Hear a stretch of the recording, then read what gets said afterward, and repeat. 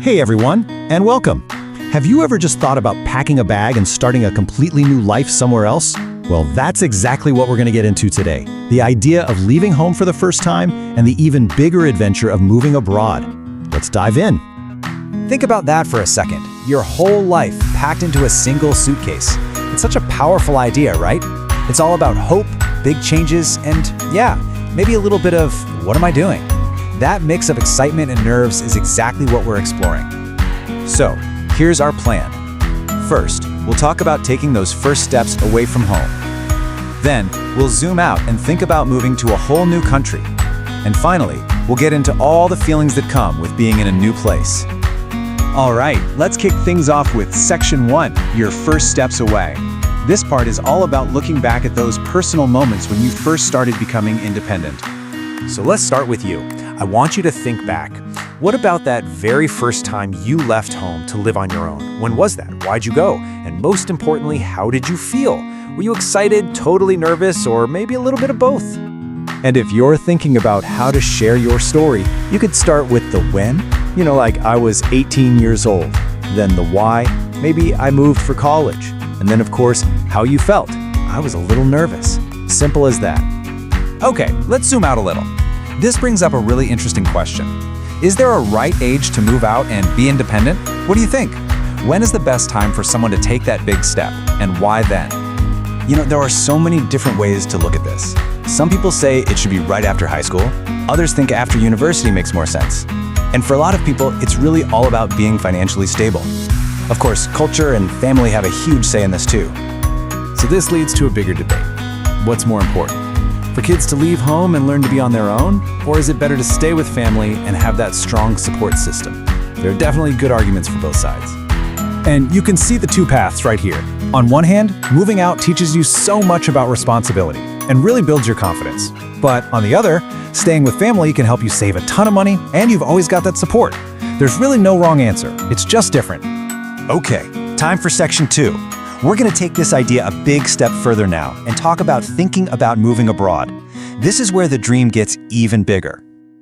So, has the idea of moving to a totally different country ever come up in your family? Maybe just as a what-if conversation. Why did you talk about it? And what did you imagine that new life would be like? All right, let's get real for a second. If an opportunity to immigrate popped up tomorrow, would you take it? It's a huge decision.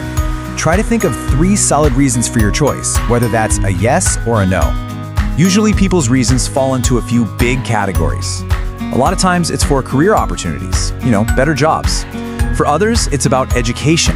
And for many, it's just about a whole new lifestyle and experiencing a different culture. Sometimes the best way to understand something is through other people's stories. Do you know anyone who actually did it? Someone who moved to another country? Thinking about their experience, where they went and why, can make this whole idea feel so much more real. Okay, here's a fun one. Imagine you get a fantastic job offer, but it's in another country. Would you go?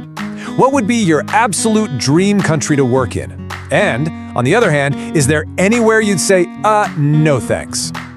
All right, let's switch gears from dreaming to planning. Moving abroad is a massive deal. Before taking that leap, what are the really practical things someone has to think about? What are the top 3 things on that checklist? And it pretty much boils down to these 3 big things. First, the cost of living. Can you actually afford to live there? Second, the job market. Are there good opportunities for you? And third, language and culture. Can you communicate and feel like you fit in? It's a tough balance. And that brings us to our final section, all about new places, new feelings. Now we're going to get into the emotional side of things, the stuff that happens inside your head when you move. You've probably heard this saying before. The grass is always greener on the other side. What does that really mean to you? And do you think it's true? Or is it just something people say? So what it really means is that we have this tendency to think other people's lives are better than ours. When you think about moving, it's so easy to imagine this perfect life somewhere else. But the truth is, every place has its own challenges. It's a good reality check. This leads us right into a really important idea, culture shock. What is that really? Have you ever felt it? Maybe that moment on vacation where you just suddenly feel like, whoa, everything here is so different. Culture shock is basically that feeling of confusion when you're in a totally new environment. The food, the way people talk, the social rules, it's all new. It can feel a little overwhelming, for sure, but it's a completely normal part of adapting. When you boil it all down, all this talk about moving and new adventures comes back to this one powerful quote. The biggest adventure you can take is to live the life of your dreams. That really says it all, doesn't it? So, I'll leave you with this final thought. Leaving home is a huge step, and it's usually just the first of many adventures. So thinking about your own life, what's your next adventure gonna be? Thanks so much for exploring all these ideas with me today.